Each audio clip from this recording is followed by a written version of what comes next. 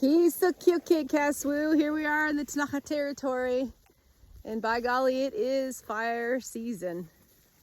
And we were evacuated. We evacuated out of the Wake Creek fire on Saturday night.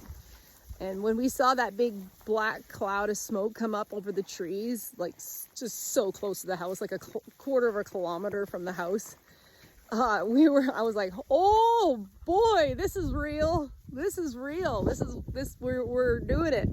And I'm so happy that the Honda goats, we're nomadic for sure. We were getting ready to move to a contract in Fernie, and we had already practiced loading into the trailer. Trailer was all ready with clean shavings and ready to go. We had the loading chute all ready, and the goats had already been in our new trailer, and thank God we had done that little practice, and we had gotten the shavings in that trailer, and we were ready to go. And by the time it was time for us to load up, we had 96 goats, 2 horses, a pony, and a mini donkey, 4 dogs, and 3 mice, and several humans that we pulled out of McGinty Road there on Saturday night. And it was something else.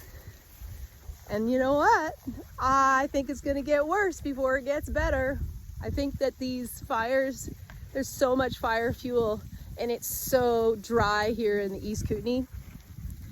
You know, we used to have the big buffalo herds and the elk herds that used to move across this land, and they would deposit all their manure and like build the soil. We don't have that soil anymore after all the logging that's happened over the last 200 years. So I think this is going to become part of our culture. We're going to all have to be a little bit nomadic and be ready.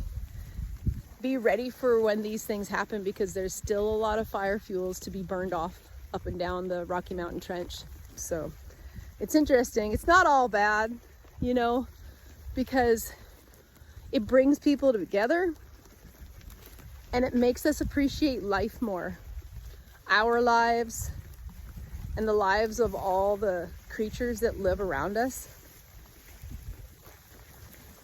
And I tell you, it's such a funny time, because when the power went out this last week, and some people up in Invermere couldn't get gasoline, but at the same time we needed mouse nipples, so we ordered some from Amazon, and they were here the next day. Like, such weird times that we're living in.